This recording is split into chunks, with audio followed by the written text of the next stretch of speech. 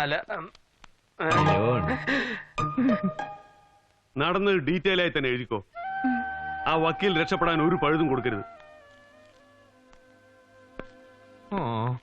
ഈ നിരപരാധിയെ ചൂണ്ടിക്കാണിച്ച് പ്രതിയാക്കിയത് നീ അല്ലടാ റാസ്കൾ. നിരപരാധിയാണോ അല്ലയോ ഒന്ന് കോടതി തീരുമാനിക്കും. ഞാനൊരു വക്കീലാണ്. നീ ഏത് മൈസായിട്ടാണെങ്കിൽ എനിക്ക് എന്താ അപ്പോ.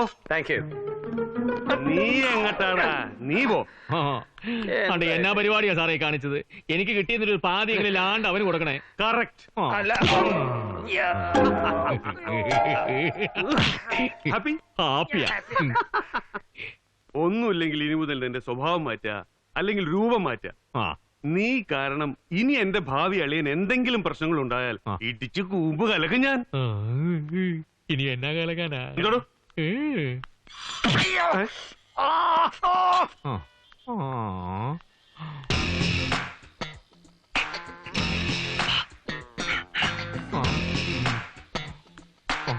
ആണ്ടെ നല്ല ഇടിയായിരുന്നു കേട്ടോ. സോറി.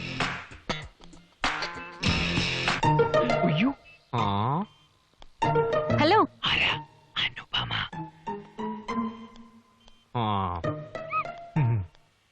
എന്നോടാകെ ദേഷ്യായല്ലേ? ഞാൻ ചെയ്തതൊക്കെ തെറ്റായിരുന്നു എന്ന് എനിക്കറിയാം. എന്നോട് ക്ഷമിക്കണം. വരും വരായികളെ കുറിച്ച് ചിന്തിക്കാതെ കുറെ നുണകൾ പറഞ്ഞു.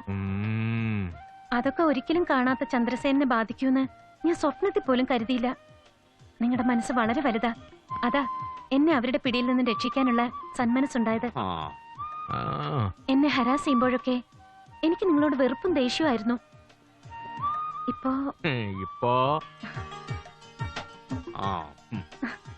ആരൊക്കെയോ ആണെന്ന് തോന്നൽ. നേരാ, എനിക്കും ഏതാണ്ടൊക്കെ തോന്നി തുടങ്ങി. എന്റെ മനസ്സിലിപ്പോ എയർ ഹോസ്റ്റസും മോഡേൺ ലൈഫും ഒന്നുമില്ല. ഒന്നിച്ചൊരു ജീവിതം മാത്രം. Anupama, I love U.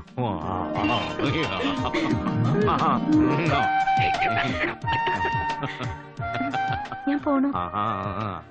Okay, bye. Bye. ഇനി ഒരു യുഗ്മഗാനം. നല്ല ശേല് തന്നെ.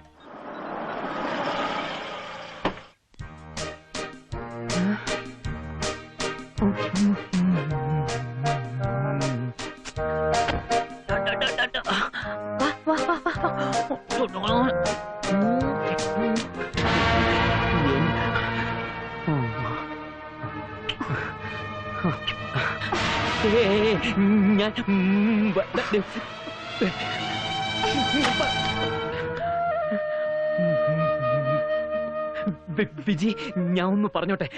എനിക്ക് കേൾക്കണമെന്നില്ല.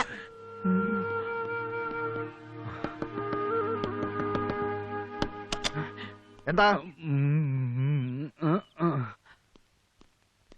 വിജി? ഞാൻ അപരാധിയാ. അപരാധിയാണെന്ന് എനിക്കറിയാം. അയ്യോ, ഞാൻ നിരപരാധിയാന്നാ പറഞ്ഞത്. വെക്കില് നേരം വിഴുങ്ങിപ്പോയതാ. എന്നെ വിശ്വസിക്കണം. എനിക്കും ആ പെണ്ണുമായിട്ട് ഒരു ബന്ധവുമില്ല. നിനക്കെന്താ വേണ്ടത്? എല്ലാം ഞാൻ പറഞ്ഞു. എനിക്ക് എന്റെ ഭാര്യയും കുഞ്ഞും ഇല്ലാതെ ഞാൻ പോവില്ല.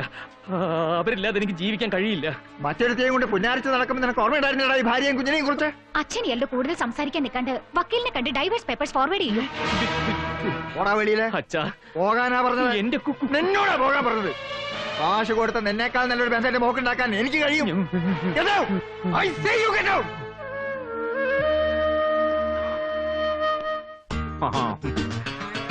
എന്നാലും എന്നാ സംശയാ മോളേത്? ഈ മുഖത്തല്ലാതെ വേറൊരു പെണ്ണിന്റെ മുഖത്ത് ഞാൻ നോക്കുകയല്ല. സോറി, അന്ന് ഞാനങ്ങ് ശരിക്കും വിശ്വസിച്ചു പോയി. എങ്കിലാ പ്രശ്നങ്ങൾ അവസാനിപ്പിക്കേ. ലാണ്ടിങ്ങാട് ഉറം തന്നെ. അപ്പുറത്തെല്ലാരും മനസ്സമ്മതം ഉറപ്പിക്കാൻ കാത്തിരിക്കുക. നമ്മുടെ സണ്ണിച്ചന്റെ ചായയുള്ള ആ കാലവടലിൽ ഇദ്ദേഹം കണ്ടില്ലായിരുന്നെങ്കിൽ ഇങ്ങനെ ഒരു ചടങ്ങ് നടക്കത്തില്ലായിരുന്നു. അവനിട്ട് ശരിക്കും ഞാൻ പൊട്ടിച്ചിട്ടുണ്ട്. കയ്യും കാലും ഒക്കെ എടുത്ത് സാറ് എന്നാ ഇടിയായിരുന്നു എന്നറിയാമോ? അത് തനിക്ക് എങ്ങനെ അറിയാം? അത് പിന്നെ പറഞ്ഞു കേട്ടിട്ടുണ്ടേ.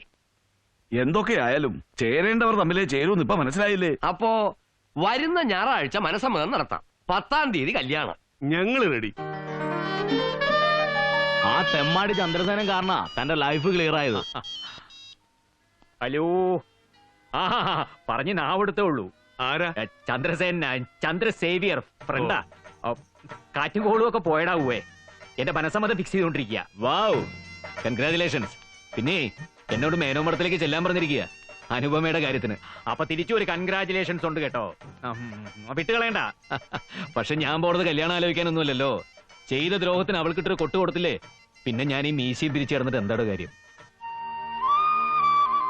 നാട്ടിൽ ഒരുപാട് തിരക്കുള്ളൊരു വ്യക്തിയാണ് ഞാൻ. അതുകൊണ്ട് അത്യാവശ്യമായിട്ട് കാണണമെന്ന് പറഞ്ഞതിന്റെ കാരണം എന്ന് അറിഞ്ഞാൽ തിരക്കില്ലായിരുന്നു. ഹലോ, പറയണം. ഞാൻ മുത്തശ്ശനോട് പറഞ്ഞു, ഇനി എനിക്ക് മറ്റൊരാളെ സങ്കല്പിക്കാൻ കഴിയില്ല എന്ന്. ആ, നന്നായി. ആദ്യം എതിർത്തെങ്കിലും മുത്തശ്ശൻ നമ്മുടെ വിവാഹത്തിന് സമ്മതിച്ചു. ആ, അത് വളരെ നന്നായി. Congratulations. Thank you. I M so happy. എന്നാലേ മോൾ അത്രയ്ക്ക് ഇങ്ങനെ ഹാപ്പി ആവണ്ട. ഈ ഉലകം മുഴുവൻ സ്വന്തം ഉള്ളം കയ്യിലാണെന്ന് അഹങ്കരിച്ച അതിസാമർത്ഥ്യക്കാരിയായ അനുപമയും ഞാനും തമ്മിലുള്ള കല്യാണം എനിക്ക് സൗകര്യമില്ല. സേനൻ? അതെ, സേനൻ തന്നെ. നീ വേറെ ആളെ നോക്ക്. എന്നെ ഇഷ്ടമാണെന്നൊക്കെ പറഞ്ഞിട്ട് സേനൻ എന്താ ഇപ്പൊ ഇങ്ങനെയൊക്കെ പറയണേ? ഞാനൊന്നും പറഞ്ഞിട്ടില്ല. നുണ പറയരുത്. നോണ പറയുന്ന ശീലം എനിക്കില്ല, പക്ഷെ നിനക്കുണ്ട്. നിങ്ങൾക്ക് എന്നെ ശരിക്കും അറിയില്ല. നല്ലോണം അറിയാം. സ്വാർത്ഥ താല്പര്യങ്ങൾക്ക് വേണ്ടി കള്ളക്കഥകൾ കെട്ടിച്ചമച്ച് ആരുടെയും ജീവിതം നശിപ്പിക്കാൻ മടിയും മനസാക്ഷിയും ഇല്ലാത്ത ഒരു യക്ഷി. ഇനി ഈ കാര്യം പറഞ്ഞ് മേലിൽ എന്നെ ബുദ്ധിമുട്ടിക്കരുത്. മിസ്റ്റർ ചന്ദ്രസേനൻ, എന്നെ തോൽപ്പിച്ചൊന്നും കരുതണ്ട. ഞാനല്ലാതെ ഒരു ലൈഫ് പാർട്ട്ണർ നിങ്ങൾക്കുണ്ടാവില്ല. നോക്കിക്കോ. നമുക്ക് കാണാം.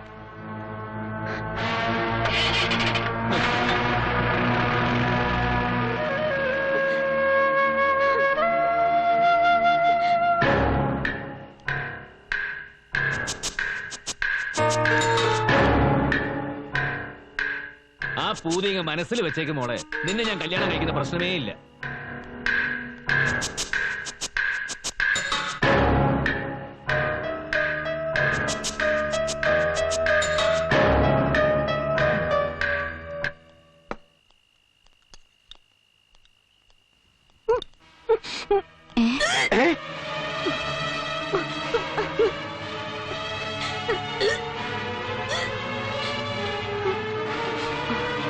എന്തു പറ്റും മോളെ?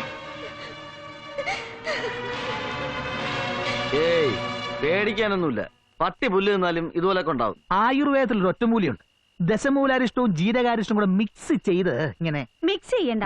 ആ അസുഖം ഞാൻ കണ്ടുപിടിച്ചു. ഓ, ഇത് കണ്ടുപിടിക്കാൻ വലിയ ബുദ്ധിയൊന്നും വേണ്ട. ഞാനും കണ്ടുപിടിച്ചു. എന്താ? ഗ്യാസ്. ഗ്യാസ്? എന്താടി അവൾക്ക്? ഗർഭം. ഗർഭം? നിന്റെ അമ്മയ്ക്ക്?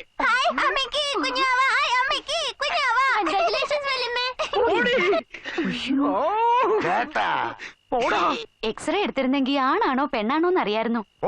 അവളോട് ഇപ്പൊ തന്നെ 2 വാക്ക് പറഞ്ഞിട്ട് എന്റെ കാര്യം. വാടാ. അങ്ങനെ വിട്ടാ പറ്റില്ലല്ലോ.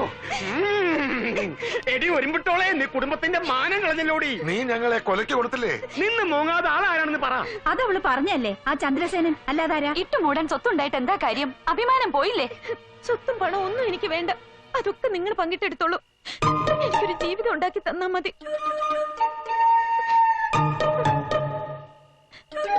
മോളെ, നിന്നെ ഞങ്ങളെ വിഷമിപ്പിക്കാൻ പറഞ്ഞതല്ല. ഞങ്ങൾ എപ്പോഴും മോളുടെ കൂടെ നിൽക്കും. എന്റെ വയറ്റിൽ വളരുന്ന കുഞ്ഞിന് ഒരു അച്ഛൻ വേണം. സേനന്റെ കാര്യത്തിൽ നിങ്ങൾ ഒരു തീരുമാനം ഉണ്ടാക്കണം. അവനെ കൊന്നിട്ടായാലും നിന്നെ കൊണ്ട് കെട്ടി. ശവത്തിന് ആരെങ്കിലും കെട്ടുവോ? ചേട്ടാ, കല്യാണത്തിന് മുമ്പ് നമുക്കൊരു എഗ്രിമെന്റ് ഉണ്ടാക്കണം. അത് വേണം. കുഞ്ഞിന്റെ പിതൃത്വം ഏറ്റെടുക്കുന്ന എഗ്രിമെന്റ് ആണോ? നിനക്ക് വിവരമില്ലേ? ഇത് സ്വത്ത് ഭാഗം വയ്ക്കുന്ന കാര്യമാ. എന്തായാലും മേനോൻ മഠത്തിൽ തന്തയില്ലാത്ത കുഞ്ഞ് ജനിക്കാൻ പാടില്ല. നമുക്കവനെ ഇന്ന് തന്നെ കാണണം.